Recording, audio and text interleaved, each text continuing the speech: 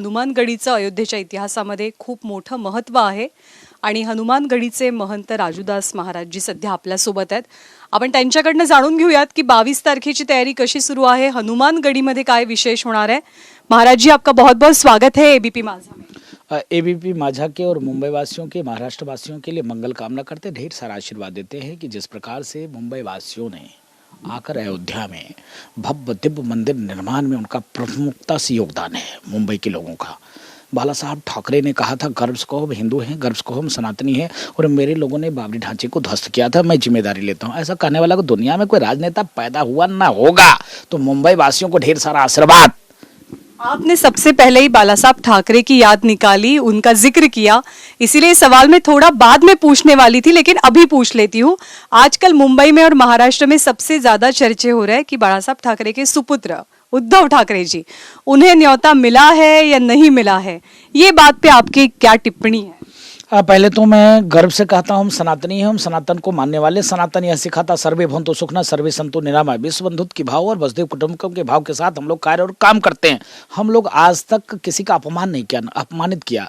हक्कश तब होता है, हाँ राजूदास है, हम संत हैं. जो सनातन के विरोध में बोलता है, उसके खिलाफ मैं बोलता हूँ तो मैं बुरा हो जाता हूँ, खराब हो जाता हूँ. इसके नाते मैं कहता हूँ जिस प्रकार से स्वर्गीय बाला साहब ठाकरे की जो आत्मा है वो रो रहा होगा, इसलिए रो रहा होगा कि उन्होंने कल्पना किया था कि ऐसे राजनीति को मैं तिलांजलि दे दूंगा, पार्टी को ध्वस्त कर दूंगा, पार्टी को खत्म कर दूंगा कि राम विद्रोहियों के साथ मुझको सरकार बनानी पड़े. दुर्भाग्य है कि सोनिया एंटोनो माइनो के चरण में लेट गए.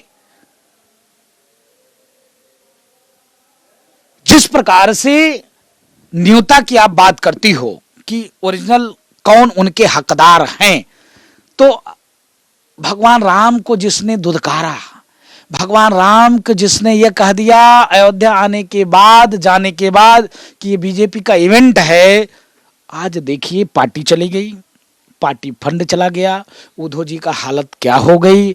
बहुत उनके पार्टी के लोगों को जेल में जाना पड़ रहा है. दुखद है, निंदनीय, पीड़ा होती है कि वो बाला साहब ठाकरे के बेटे हैं जिन्होंने कहा था गर्व से हिंदू है. आज उनके बेटे की स्थिति हो गई कि वो रामद्रोहियों के साथ खड़े हो गए. आज एक चैनल पे बैठा था, उनके पार्टी के प्रवक्ता जिस प्रकार से बोल रहे थे, दुखद है, अति निंदनीय है. घमंडिया गठबंधन के लोगों में कहा कि राम काल्पनिक, काले काले कपड़े पहनकर धरने पे बैठ गए जब यहाँ प्राण प्रतिष्ठा हो रहा था.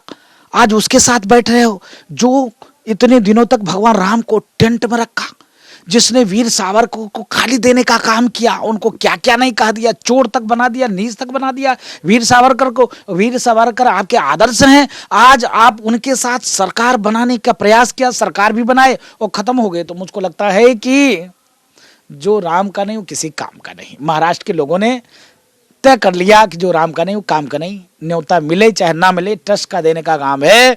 मैं तो निवेदन करूंगा ट्रस्ट के लोगों से कि अपना इस विशाल हृदय को थोड़ा कम करिए और रामद्रोहियों को मत बुलाइए कार्यक्रम में. बहुत राम भक्त पड़े हैं परेशान यहाँ आने के लिए, रामद्रोही का कौन सा काम है यहाँ आने के लिए. एबीपी माझा, उघडा डोळे बघा नीट.